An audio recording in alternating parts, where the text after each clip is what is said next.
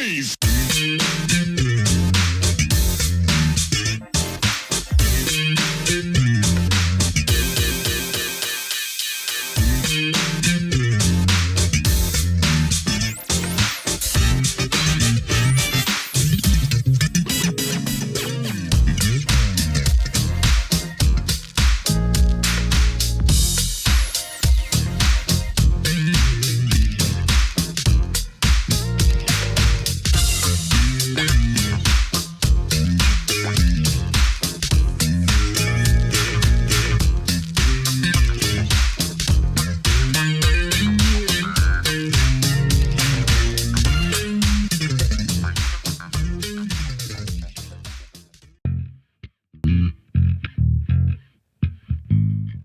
Hey, Funketeers, Bootsy here to bring the Truth and Rhythm family's attention to Funk, Not Fight.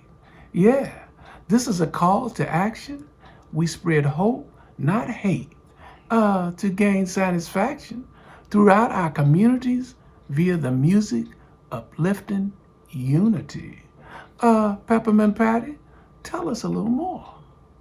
Thinker is our partner. Thinker Music, that is. So please check the link that's scrolling across the bottom, click it, and submit your music. Let's all funk, not fight. Hello and welcome to another edition of Truth and Rhythm.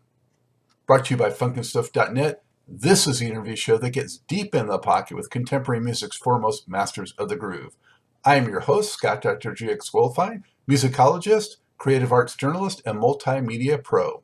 Whether you're watching the video version of this show or the audio-only podcast version, I thank you so much for your continued interest and support in this show. If you enjoy this programming, there are several ways to help support Truth and Rhythm, as well as contribute to further enhancements and expansion, plus get some sweet perks and rewards in the process. First, subscribe to the Funk and Stuff channel on YouTube, which is where Truth and Rhythm lives, and be an advocate by spreading the word among fellow funk, jazz, and R&B music lovers. Second, join Truth and Rhythm's new membership program through Patreon, which features 3 tiers for truth believers, truth seekers, and truth crusaders. You can also submit a direct donation to the cause anytime at funkinstuff.net.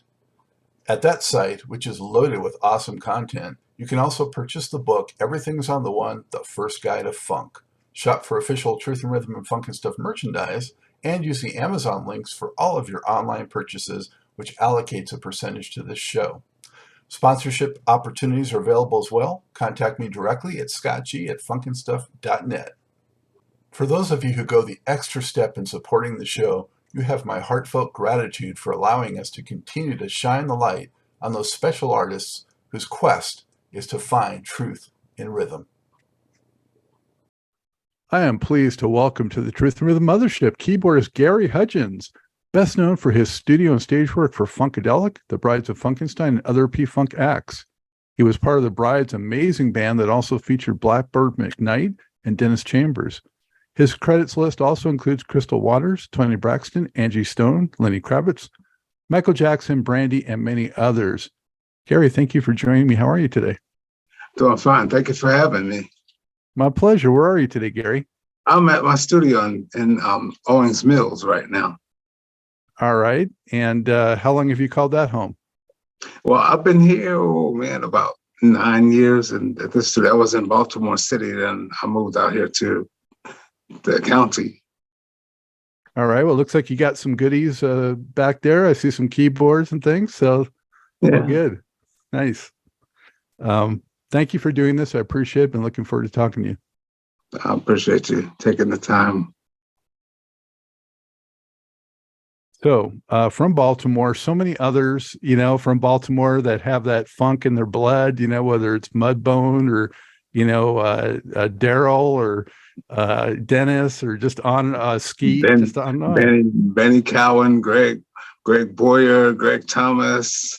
It's, back in the day when we all were youngsters, Baltimore was like one of the funk capitals on the East Coast. I mean, we had so much talent in this city. I mean, so much. Still do, actually. Yeah. Is there anything in particular that you think about that area or that city just kind of, breeds that fertile ground for that kind of music?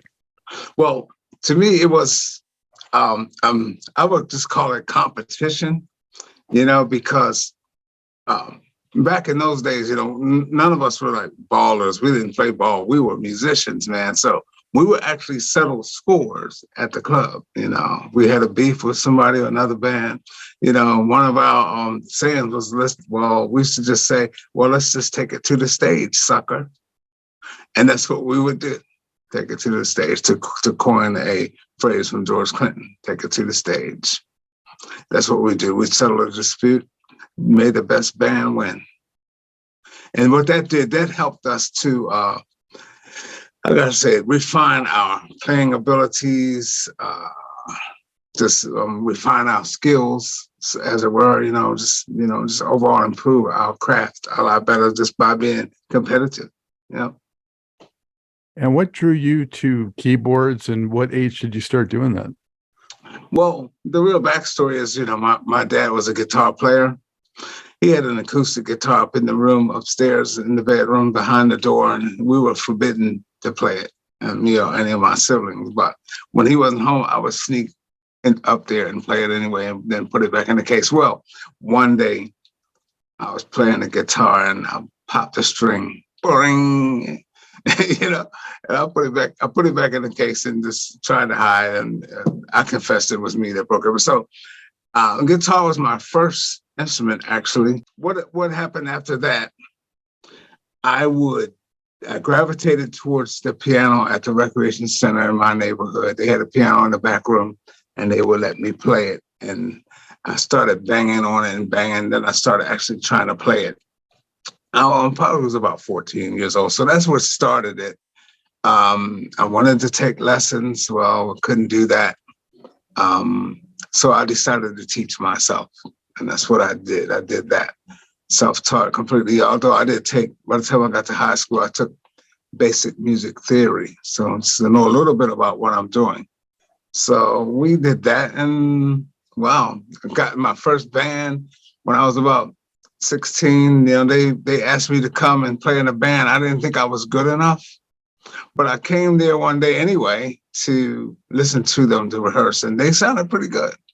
Only thing was, one of the songs they were doing, it wasn't quite right. So I said, hold up, guys, y'all not playing right. Anyway, so I just decided to go listen to them rehearse. I told the guys they weren't doing it quite right. And I showed them how the song goes. It was a song that I knew. So next thing you know, I'm in the band. And not only am I in the band, I'm the music director. right out the gate. So that's the beginning, the very, very beginnings of my career. Wow. And who were some of your favorite keyboard players and bands, and what types of music? Well, actually, I gravitated towards War. War was one of my first bands that I really liked listening to with headphones. With War, I would listen to Earth, Wind, and Fire. Larry Dunn was one of my early up keyboard players that I really liked. Larry Dunn, his work.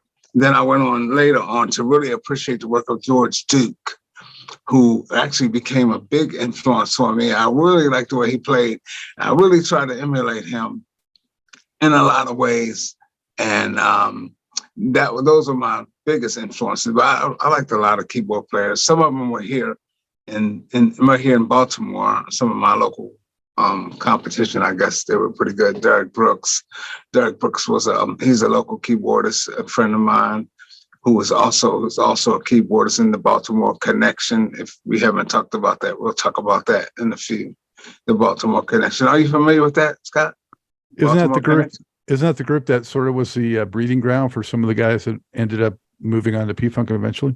Well, actually, it was the P-Funk members. Mostly all of the members in that group were on tour with George at the time, and when we were off tour, we would get together and do concerts around town, around Baltimore. So we called ourselves the Baltimore Connection, which signified the connection to the P-Funk empire. And we had some of our other friends who were not actually members, but still we wanted them to be with us.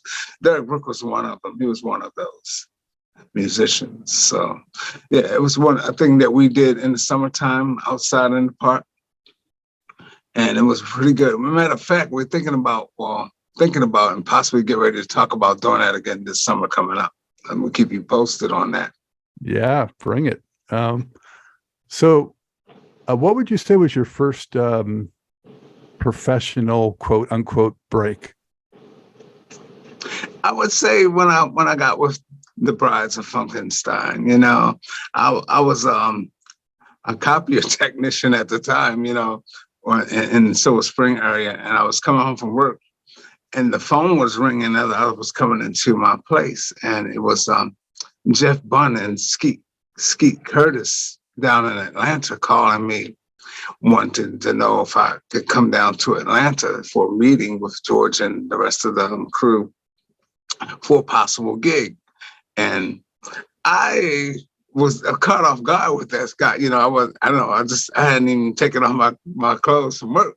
But anyway, I told them that I didn't know if I could get down to Atlanta. Funds were low. They told me that, you know, the ticket was already taken care of. They already did that. Like, really? Wow. So I went down to Atlanta and met the guys, and we were getting ready to do the Aqua Boogie tour back in, I think it was 79. And that was the actually beginning of my professional career. It was just like, almost like if I were a basketball player, for an analogy, and at the local basketball court at our school, it was like going from that point to being in the NBA. Yeah. I'm now in the NBA. All of a sudden, it's just like whoosh, just like that, you know. Turn the page, and here I am doing venues like Madison Square Gardens, Coliseums, and all these stadiums and all this kind of stuff. It was pretty heady stuff, man, you know. But I took to it pretty good, you know, like a fish in water. I was like in my element, man. You know, wow, this is me, man. I really You dig learned it. to swim on the Aqua Boogie tour. Come on. Yes, I did. I did learn how to swim. Actually, literally, I took Junie's place. Junie Morrison was the keyboard player for the Brides at that point, and he had other things to do, and they needed somebody to replace him. And who would have thought that the little Gary Hudgins could replace the great Junie Morrison? Are you kidding me? You know, but I did. You know, I studied real hard all of the Brides of Funkenstein songs, and I studied the whole entire set. And we would practice in the hotel room, not even in a practice hall. And that's how I learned how to do the set. From practicing in a hotel room, and the rest is history. You know, I went on to do a lot of other things from that point. How old were you when you got with the Brides in the first place? I was 23 years old. Yeah, now. So I was just trying to make my way into the 9-to-5 world, and then I get this call from Atlanta. As my buddies, Jeff Bunn, like I said, Jeff Bunn and Skeet. Hey man, come on down here and do this. Okay, you know, here I am. just that fast, man. We had a good time too. It was great. You know. How familiar and big of a fan were you of P-Funk before that? Really big. You know what, man? Here's the thing about it. You know, of course, everybody was a P-Funk fan back in them days. I had their albums and all that. I wasn't exactly a funketeer, as we would say, but I really appreciated their music and the way they put it together. And I would read the back of the album covers, the LPs, and I knew all of the names. And now all of a sudden, like I said, you turn a page and here I am playing with all of these people, you know, Ray Davis, Boogie, Gary Scheider, wow, you know, George Clinton. It's wow, it's hard to imagine even to this day, you know, wow, how did that happen? You know, it's like I landed in the land of Oz or something along that line. It was funny, but I was a fan, but not exactly a funketeer at that point. You know, I didn't know all of the songs backwards and forwards, and I could learn everything, and I knew all of the names of everyone. And the really heady part about it was when I went down into Atlanta, I was introducing myself. Most of the members told me, "We know who you are." I was taken aback and go, "Really? Wow." I guess I'm just kind of humble. I just enjoy the music. I don't get involved in the star-studded part of this thing here.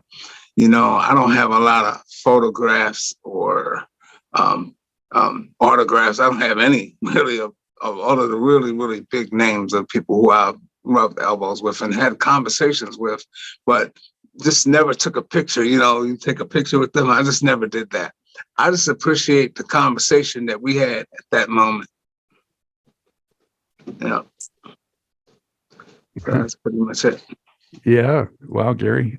So who was basically sort of leading the Brides right then in terms of, musical direction and organization and set list and that kind of stuff?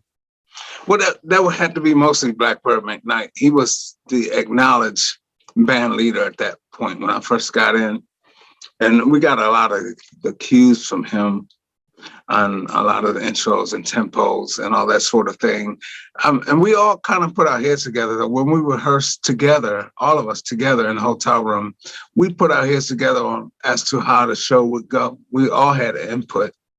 I changed a few things myself to the way I wanted it to go. Excuse me, I didn't play everything like Joni Morrison. I don't play exactly like he does. But to answer your question, Blackbyrd McKnight, he was the acknowledged band leader at that point. So, Gary, can you give us a couple of quick hits of your impressions of, the big names from that entourage at that time? When you first, I'm sure you met George Clinton at some point, and maybe Bootsy at some point, and Bernie Worrell, Gary Scheider. Can you just give us some quick descriptions of how they, impressed upon you at that time? Well, that's a good one. Good question.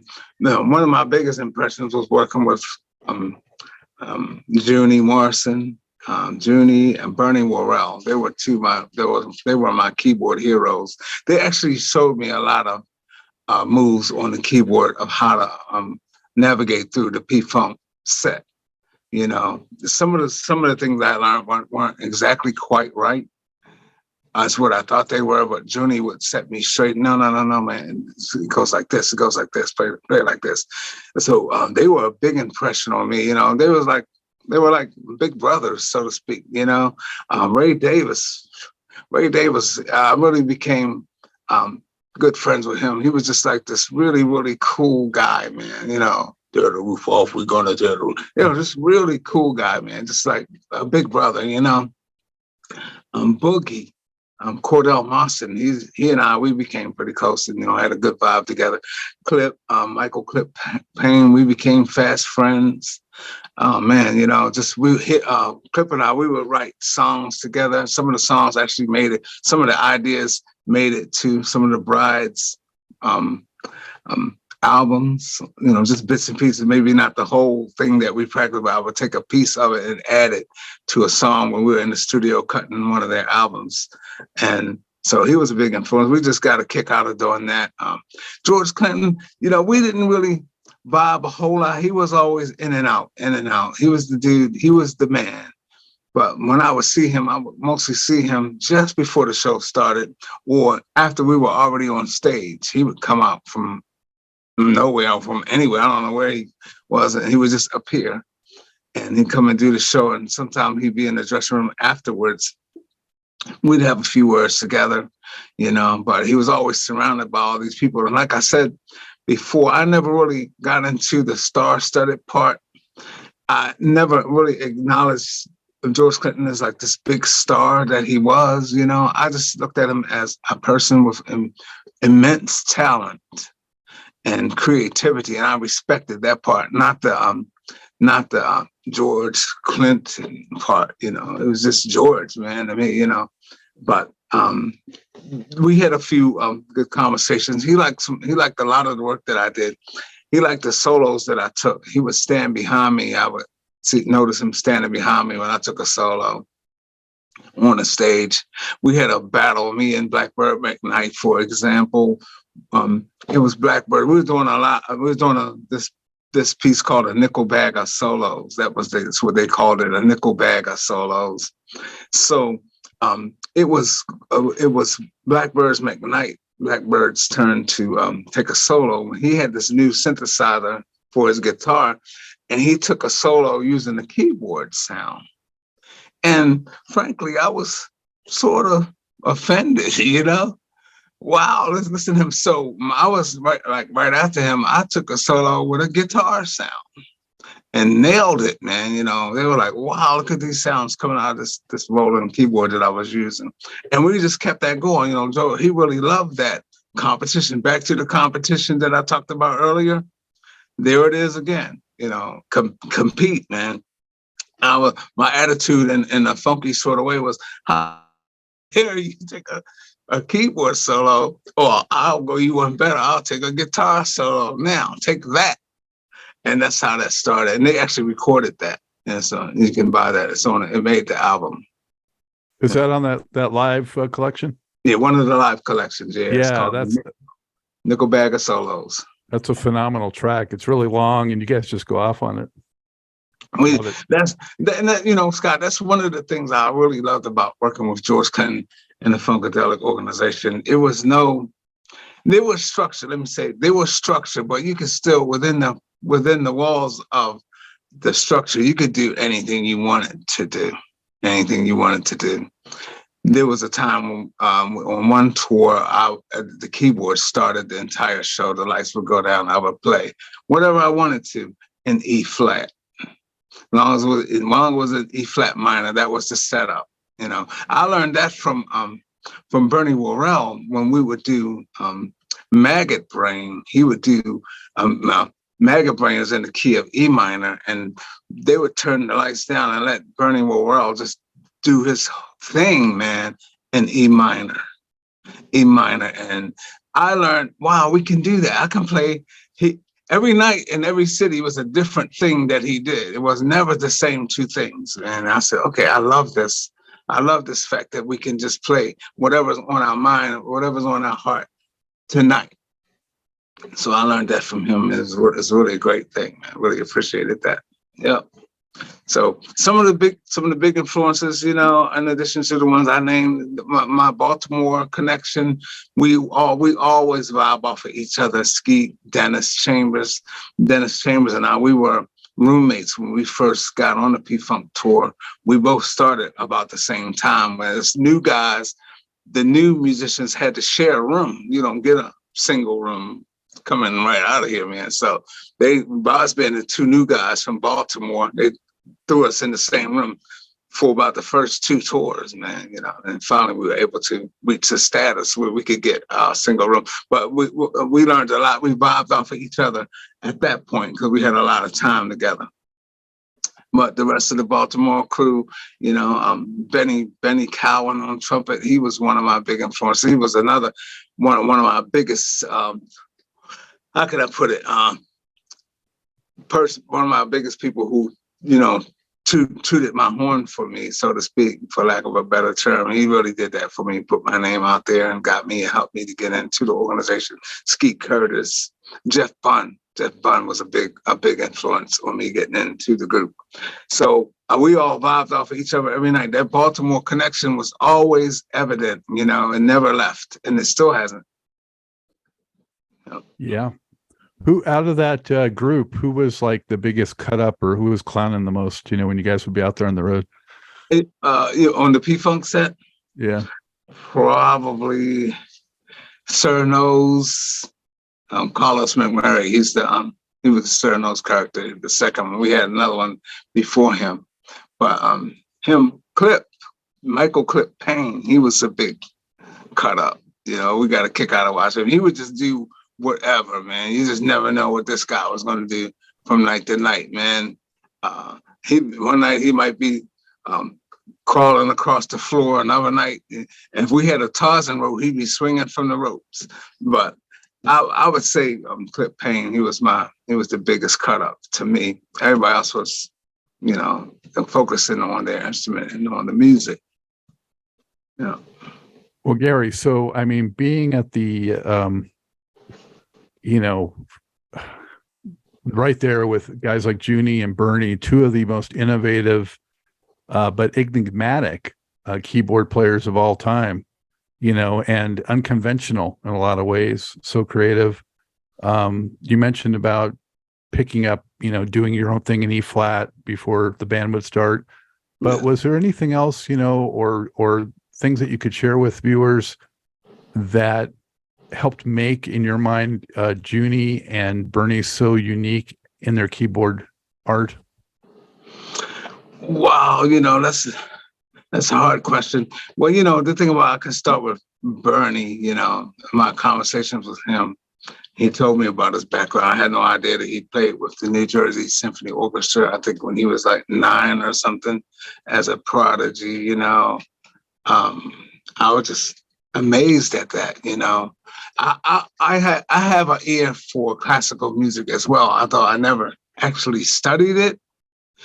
What happened, I think when I was 14, the Baltimore Symphony Orchestra came to our school to do a performance.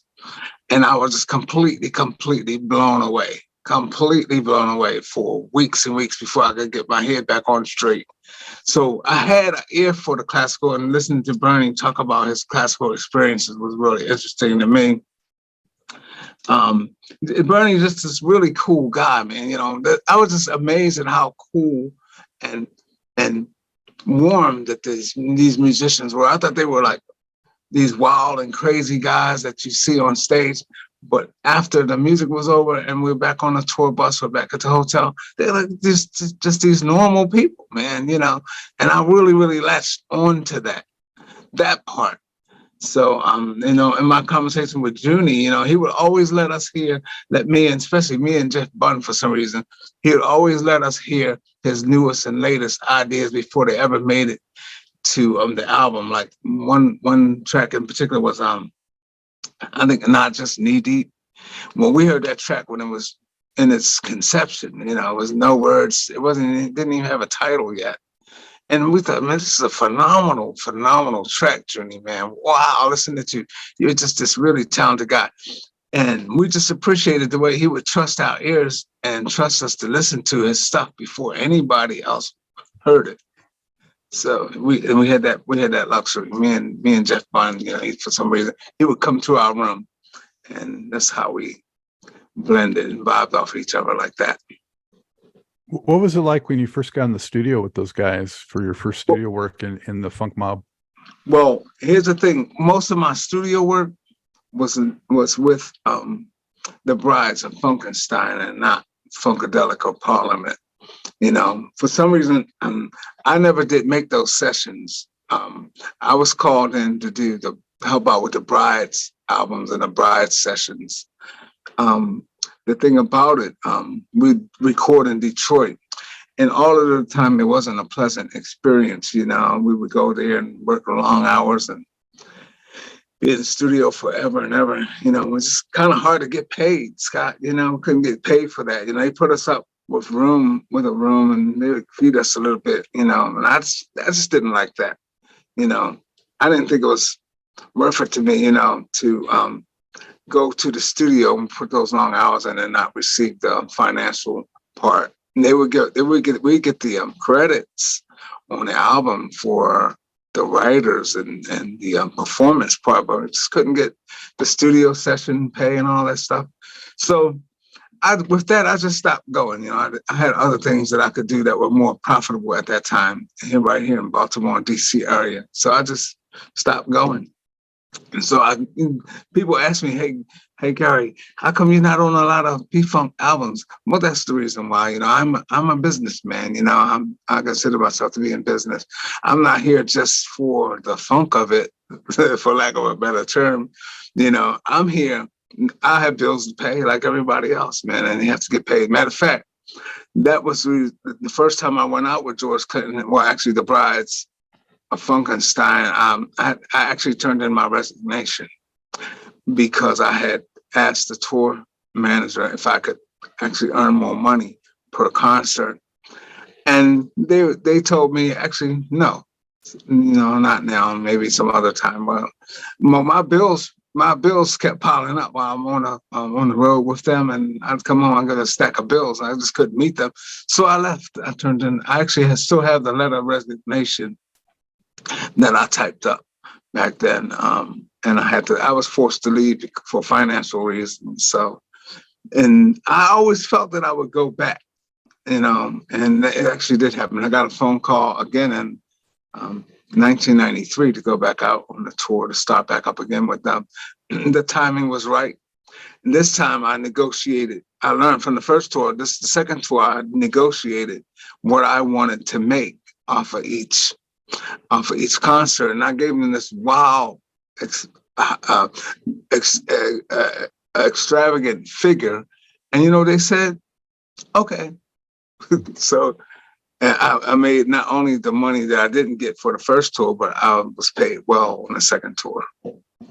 So you went out in 93, and Yeah. how long did that last? I stayed out till about the end of 93, I think, to maybe the beginning of 94. I couldn't stay longer than that. By that time, the drug situation had got pretty crazy. It was a bad situation in the organization. The drug situation had infiltrated the whole organization. Well, not the whole organization, but most of the organization, including myself. And I realized I had a problem. So I did what I had to do. I remember telling Benny Cowan, we just did this gigantic funk festival in Atlanta. And while I was doing that, while I was playing the keyboards, I was, talking to myself, I got to get out of here, man. This is not working for me. If I don't leave this situation, I don't know what's going to happen. So I resigned after that. That was the end of the tour. We would get ready to go home for about a month or so, and I told them that I wasn't coming back. So I had to leave for that reason. I checked myself into rehab, and I've been clean about 27 years now. Well, congratulations on that. Thank you. So when you joined him in 93, were you the only keyboard player, or were people like Amp Fiddler around? Or Well, I think Amp Fiddler had just left, I think, to go back out with the brand new heavies. And they told me, I think somebody told me I was the first time that they only had one keyboard player, and I was able to handle the bulk of the parts. These were all Parliament Funkadelic songs that we were doing on this tour. I knew them like inside and out. And sometimes I felt like an octopus with 8 arms, but I got all those parts out there. I got them all in. And they were okay with everything that I was playing, man, So they even tried to bring another keyboard player out. I can't remember who it was, but they didn't tell me that this person was coming on the stage that night. And I kind of had a problem with that because, I believe that I don't have a problem with sharing the keyboard with anyone, but I kind of would like to know who's coming, and I would like to know, we can put our heads together to see who's going to play what songs, what parts, what patches you're going to use, and which keyboards to do. We can divvy this thing up and make it work, but you can't just toss a guy up on stage with me, sight unseen, on. I don't really know what he's going to do, and I was offended. And so I told him that if you did that, then just let him play the set, and I'll catch the next flight out tomorrow. Well, that didn't happen. They got rid of the other guy, and I stayed. It's the way they handle it. It's just the way that they handle it. I don't mind playing with anyone. Matter of fact, I welcome the camaraderie and the musicianship of anyone, and we can make this thing sound really, really good. But we have to do it correctly, though. We have to do it correct. Yeah. Well, so viewers know, in your credits related to P-Funk, you're on the Bride's second album. Also have a credit on Uncle Jam Wants You, Funkadelic. So I don't know if that was specifically for Funkadelic, or they just pulled it out of sessions and got some of your playing on that, because you said you didn't really record with them. And then also Felipe Win. Yes, and we did those tracks. Those tracks were pulled out of the Brides of Funkenstein sessions. Those are the tracks that fell on the floor, so to speak. They fell on the floor, so to speak, and they were swept up and used on other projects like Philippe Wynne. One of the songs went on Funkadelic, Freak of the Week. Freak of the Week, we did that in the Brides of Funkenstein session. And George, he snapped that up and put it on the Funkadelic album instead. It was supposed to go on the Brides of Funkenstein album. That didn't happen. Yeah. Well, based on what you're saying, Gary, about your experience then with, not getting paid as you thought you should. And that was right around the time Uncle Jam Records got launched with Philippe Wynn's record, a couple others. And then the whole thing just kind of imploded, Yeah, it did. I'm guessing you probably saw the writing on the wall. I did. I felt, well, the thing about it, I felt, how can I say, taken advantage of because I was new and green.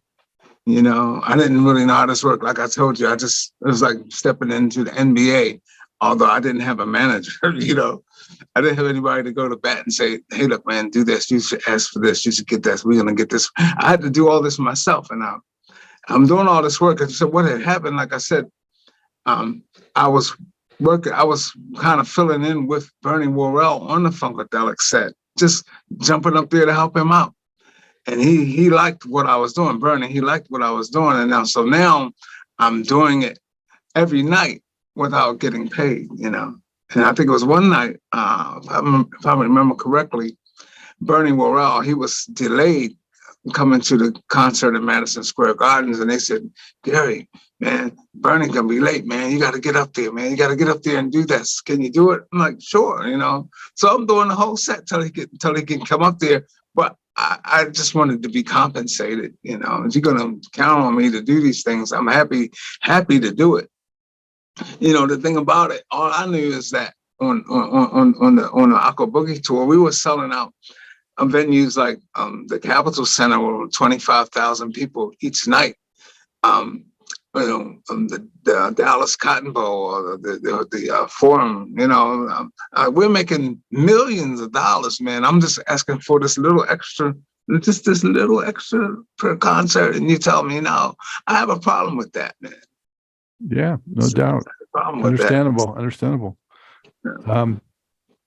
Can you describe to viewers the feeling of being locked into a serious funk groove with the Baltimore connection, or maybe in the Brides, or with, just a band of, heavy hitters on the one in that groove with the crowd grooving too? What is that feeling like, Gary? For lack of a better term, Scott, it's close to orgasm, man. It's very close, and I do equate some feelings of music with sex. Actually, as strange as that may sound, this is just me talking now. It's an experience, man. It's an experience. It's kind of hard to describe, man. The energy from the crowd, man. It was just consuming. I was consumed by it. One of my biggest things that used to turn me on was when we are walking from the dressing room, being escorted by security through the hallways of the venue, into the venue, up the stairs, onto the stage, and the lights go down and the crowd just goes up. Wow, it's almost like an orgasm. For lack of a better term, that's what it's like, man. Playing with the guys when we lock into that groove, and a lot of the times the groove we don't even know. We didn't even see the groove coming. It just happened. For instance, Skeet, he might lock into a thing, man, and I'll jump. Dennis Chambers will jump right on that, and it's like it spreads like a fire, like a wildfire, man, throughout the stage. Everybody just catches on fire, man. It becomes this gigantic funk inferno, man. That's what it's like. And who knows how long it lasts? It lasts till somebody's got to pour water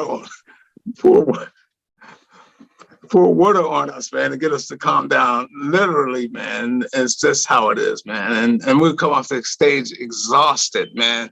The Funkadelic concert was like 4 hours, man, straight. 4 hours most nights, maybe 3 on some venues. And after the concert, all I want to do is get off the stage, jump into the limo or the bus or whatever, and get to the hotel, grab something to eat, and go to sleep, man. Just exhausted. Yeah. Yeah. So it's like good sex. I feel it. I was going to ask you. Oh, did you participate in the so-called anti-tour with the Brides on the small venues? No, I didn't do that. I heard about that. I think I can't remember who the keyboard player was for that. I didn't do that.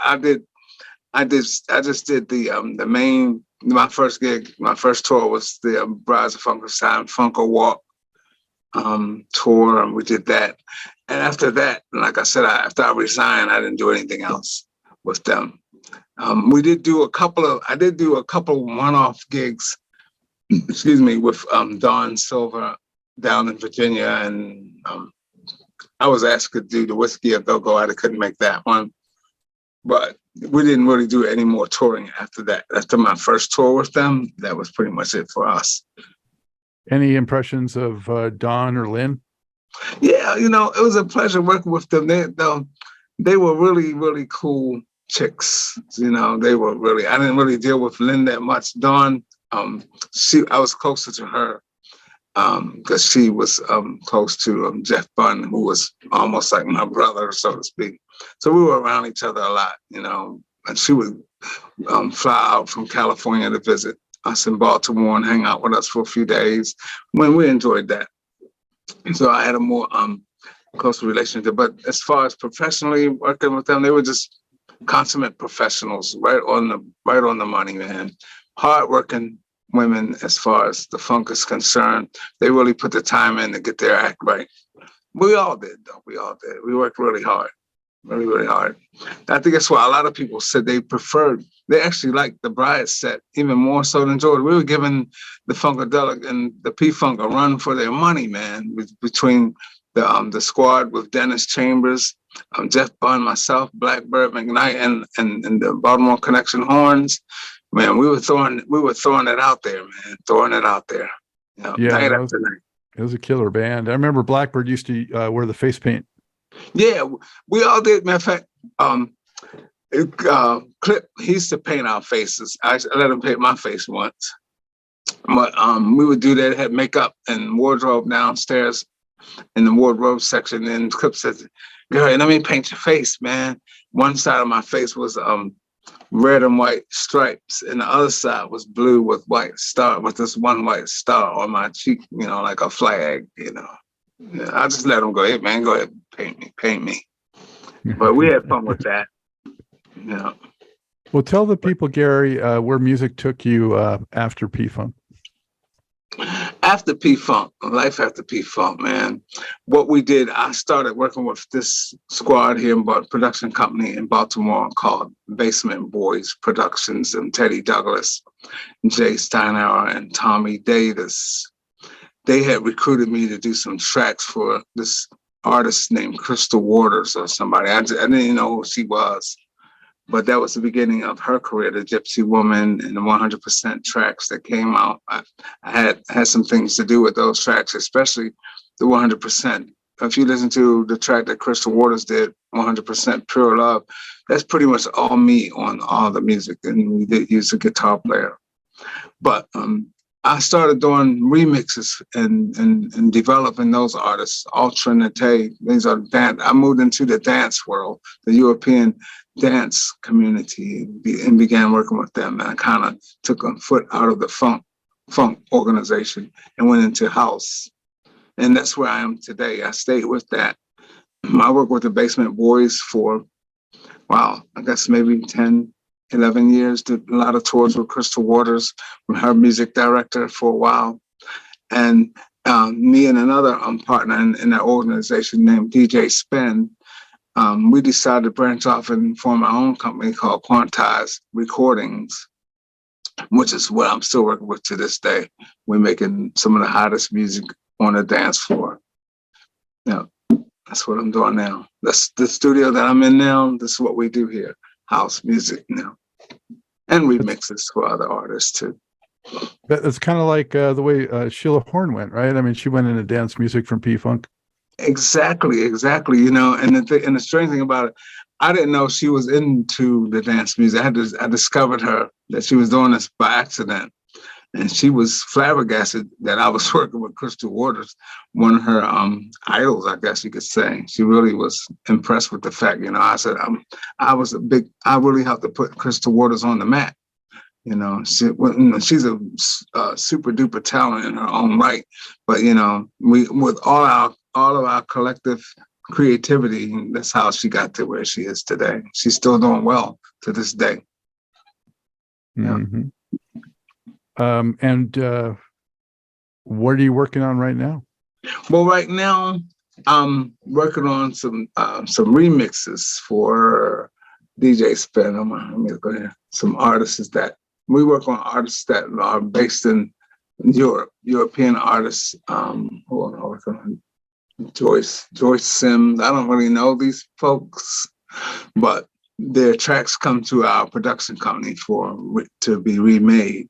That's one of my specialties. I'll take a track by anyone and make it sound like something you never imagined that it could sound like, and using the very same vocals that you recorded. The same vocals are the same, but we'll strip away all of the music, and I may even change the key and put it in a relative key and hand it back to you. And you're like, wow, is this the same? Is this the same track? It's like you giving me a Chevrolet Corvette and I turned it into a Thunderbird, so to speak. You're like, wow, this is just the same car. No, it's not the same car. But I enjoy doing that, so that's what I'm doing right now. A lot of artists, like I don't really, it's kind of impersonal. I don't really know all these people that I do work for. It's like a factory. The tracks come in, I do what I got to do and send them back out, and I invoice the production companies. That's how I make my money. Yeah. Wow. When was the last time you went out and performed on stage? It's been a while. Wow. I had kind of taken myself, retired myself from the stage I will only do special projects like the ones I was telling you about. If the Baltimore Connection fires back up again, I'm there, man. Definitely, I'm there. I would do a P-Funk concert if they had like a P-Funk All-Stars reunion concert somewhere. I'm there, man, for that. I just can't do the day-to-day, city to city. I'm just kind of finished with that part. I'll be happy to do anything that's recording wise. We were gonna actually remix a track from George, one of George's tracks, but we decided not to do it. It was too vulgar, man. That's not where our head is now. We're not into all that. So because we couldn't change the lyric, we just didn't do anything with it, man. I just kicked it back. But I'm up for doing anything that's really, really nice and important. Something for television, a major concert somewhere, anywhere in the world. I'm ready to go. I got my passport ready, man. I'll meet you there. But as long as I can be back by next week, I'm good. Are you surprised that the P-Funk All-Stars, as they are, the group is still touring and George is still out there? Actually, yes and no. I always knew that George Clinton is like this really, really resilient guy, man. We've been through a lot, and I say we because we were in this together, man. We've been through a lot. We've come through a lot of storms, all of us. P-Funk organization is probably one of the most resilient groups out there. We can just we've been through so much shiggity, man, that we just can go through anything, man, and come out smelling like a rose. We'll swim through a sewer pipe and come out on the other end smelling like a rose, man. And so it's no surprise, to answer your question, no surprise. And I always said to my friends and family, P-Funk is the type of group to work for if you want to work. I couldn't really work with some of the big artists like Beyonce or any of them. They don't work that much, man. You can't pay any bills with them. First of all, they already have their money, man. They don't care about a tour. But a scrapping group, an organization like the P-Funk organization, you're gonna work, man. You're gonna work. And so I can appreciate that. So no, to answer your question, no surprise. No surprise. What project of yours are you most proud of from your entire career? Oh, let's see, man. I enjoyed my work with Crystal Waters. I got some gold records on my wall from dealing with her. Those are like quite some achievements. I didn't get anything like that from any of my other organizations.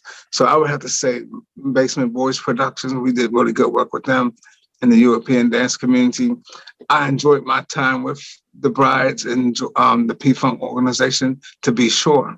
And I learned a lot. That's where I cut my teeth, and I met so many top entertainers in the business, man. I mean, I'm just talking to people like Stevie Wonder and Janet Jackson and Bobby Brown, just conversing with them like we've been knowing each other for years. I really, really appreciate that. Yeah, I really appreciate that aspect. So yeah, that's it. I had those other names that were associated with you, and I was just curious if any of those are worth just mentioning the projects of Toni Braxton, Angie Stone, Lenny Kravitz, Michael Jackson, or Brandy. Those tracks were done through the Basement Boys organization. They had connections to a lot of major artists at the time. Basement Boys organization is a Baltimore-based production company.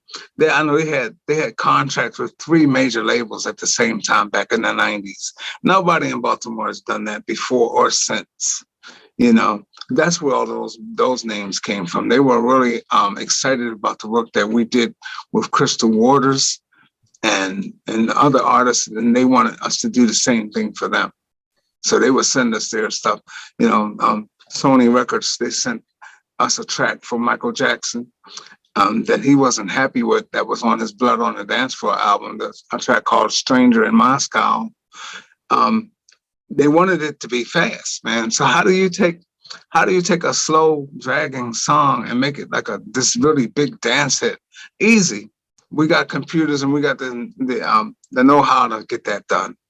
So like I told you, we stripped out every bit of music that he did in the studio on the original track, sped it up just a little bit, changed the BPMs, and went to work, constructing a whole new idea for that same song. We didn't touch anything with his vocals except sped it up just a little bit and sent it back to Sony, and they just loved it, man. They loved it.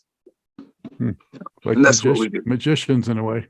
That's what we do. We create magic, man. And one of my things to do, like I said, I'll take a song that you don't like, and it's like taking a piece of a raggedy car that's in the junkyard, and I'll turn it into this pristine, shiny, beautiful object, man, that you never thought. You would say, is this the same car? Yes, it is. Same track. Yeah. Of course, the artists have to have an open mind, though, to also what you might do with it.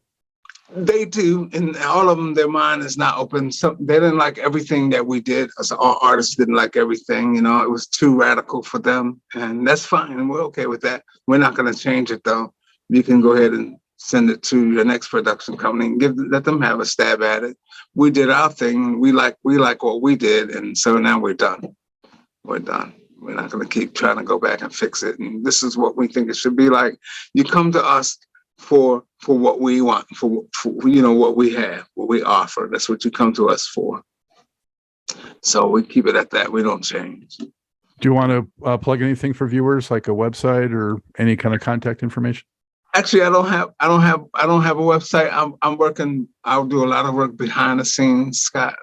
You can get a really good idea of my work if you go to YouTube and just type in my name, Gary Hudgins, DJ Spin, SPEN. Our team, my squad of DJ Spin and Gary Hudgins, we do a lot of magical stuff.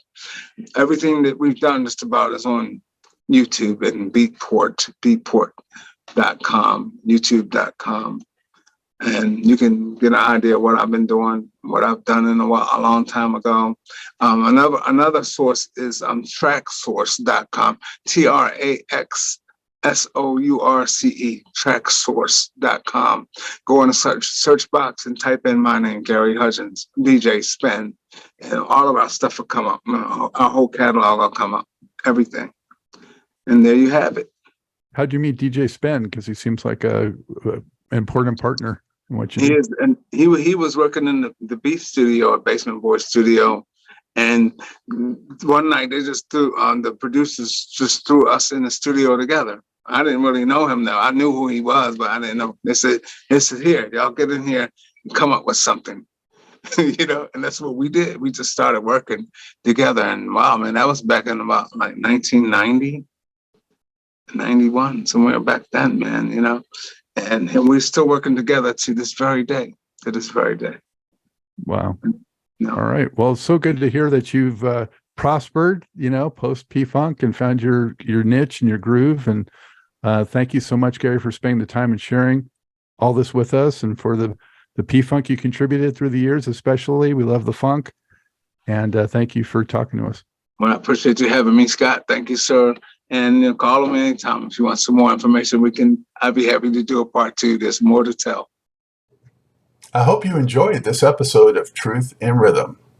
A big thank you goes out to our guest as well as to you, the viewer and listener. Also, much gratitude to Pleasure for supplying the show's funky opening and closing music. As a reminder, you can always access the complete list of linked shows by episode at funkinstuff.net. I urge you to support this program and receive the extra benefits along with that by subscribing to the Funk and Stuff channel on YouTube and sharing it with funk, R&B, and jazz lovers, joining Truth and Rhythm's membership program at Patreon, submitting a donation at funkandstuff.net, buying Everything is on the One, the First Guide to Funk book at Amazon, shopping at the Funky Things store for cool merchandise at funkandstuff.net, and linking through funkandstuff.net for all of your Amazon purchases. In addition, if you're an artist or anyone seeking proven, results-oriented professional marketing, PR, writing, or editing consultation or production, check out the media services section at funkandstuff.net.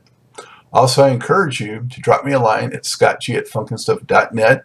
I love the feedback, suggestions, guest requests, appearance and sponsorship inquiries, and just talking about my favorite subject, groove-based music.